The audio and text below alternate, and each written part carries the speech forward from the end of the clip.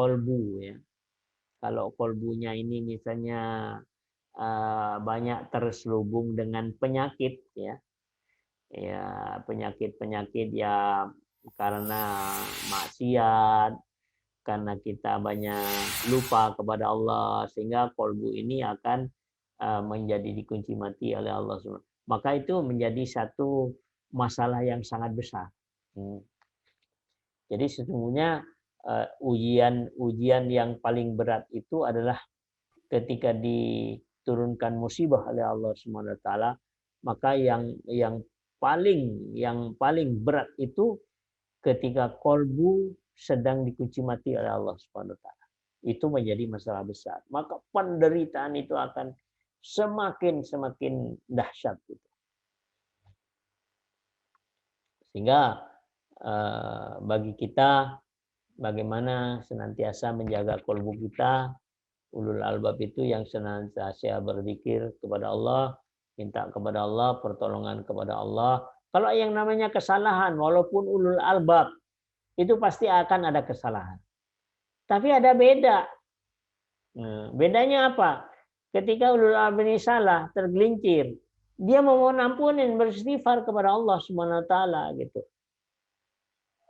Seperti di dalam surah Ali Imran ayat 135 itu. Jadi ketika dia tergelincir, katakanlah mengeluh atau bagaimana, maka dia akan kembali ke jalan Allah, mohon ampunan kepada Allah SWT. Maka pada saat itulah akan dikembalikan kepada jalan yang lurus oleh Allah Subhanahu wa taala.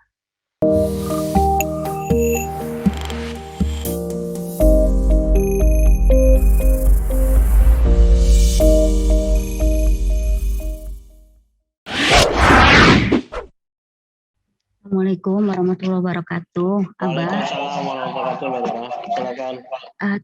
Tadi Abah paparkan di depannya tentang kesabaran. Kesabaran ini dalam menghadapi ujian kehidupan itu kan pasti selama kita hidup pasti ujian itu ada ya, Bah. Terus kita juga kan nggak mungkin tiba-tiba datang begitu bisa menerima ujian kehidupan itu, Bah. Pasti kita menjalani proses baru kita bisa mendapatkan satu kesadaran sama kesabaran gitu untuk menghadapi ujian itu. Nah ini kan prosesnya mungkin agak bisa panjang tergantung mungkin kolbu orang itu bersih atau enggaknya, cepat bersih atau tidaknya ya, Bah. Nah itu bagaimana kita bisa menimbulkan rasa kesadaran kesabaran kita itu dalam menghadapi ujian kehidupan dari Allah. Gitu, Bah. Ya, baik. Jadi begini sesungguhnya mereka. Memang yang katakanlah musibah lah ya, yang musibah. Jadi siapapun yang namanya musibah pasti tidak nyaman. Ya.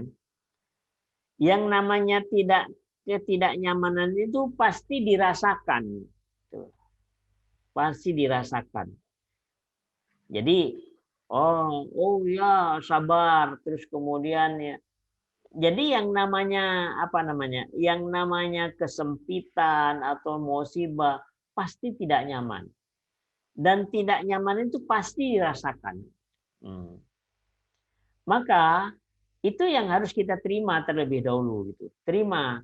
Kita yakin betul bahwa itu adalah dari Allah Subhanahu wa taala. Nah, kita rasakan dulu.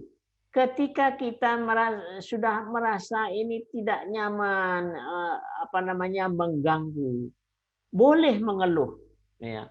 Tapi mengeluhnya itu kepada Allah, jangan kepada selain Allah. Nah.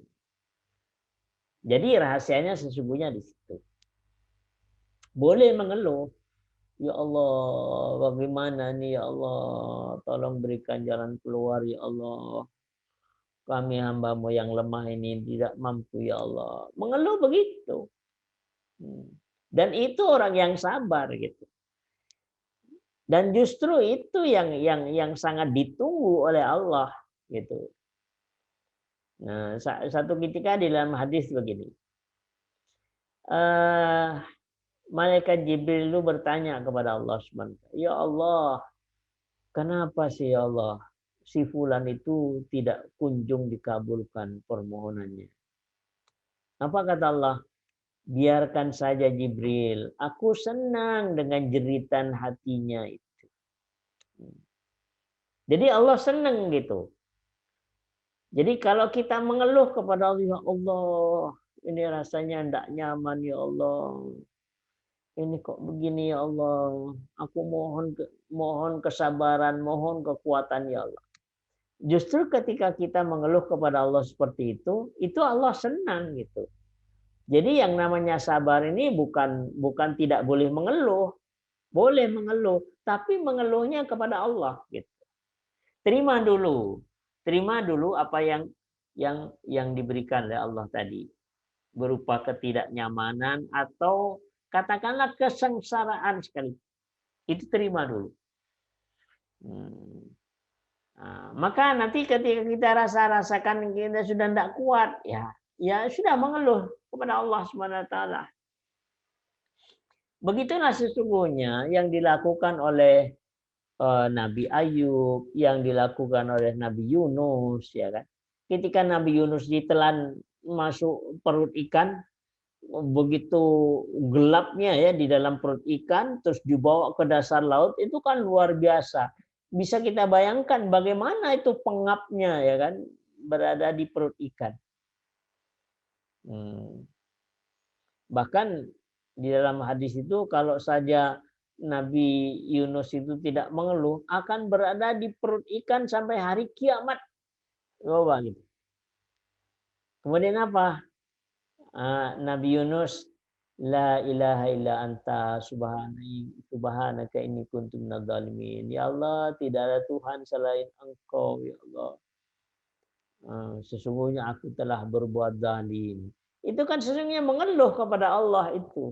Ngakui kesalahannya, ampuni ya Allah, ampun ya Allah. Kira-kira kalau bahasa kita sekarang, ampun ya Allah, nggak tahan ya Allah gitu.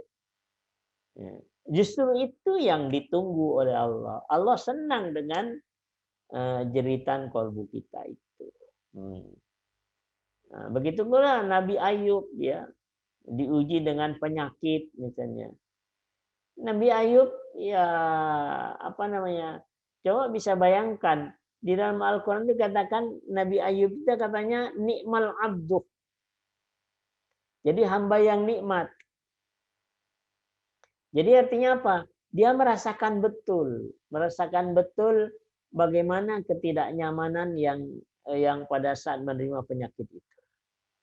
Tapi di balik itu Nabi Ayub itu justru yang dirasakan itu bagaimana nikmat yang bakal akan diberikan oleh Allah manakala kita bersabar.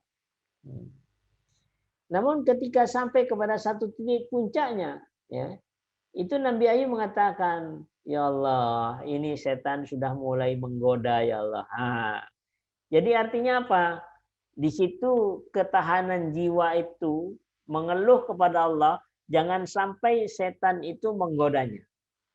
Nah, pada saat itulah titik puncak daripada ujian itu. Disitulah Allah tahu betul sampai di mana ketahanan kita. Kemudian Allah katakan kepada Nabi Ayub, hentakkan kakimu wahai Ayub. Akhirnya apa? Muncratlah air di situ. Air itu dibuat mandi, dibuat minum. Akhirnya Nabi Ayub menjadi segar kembali. Jadi semuanya itu sesungguhnya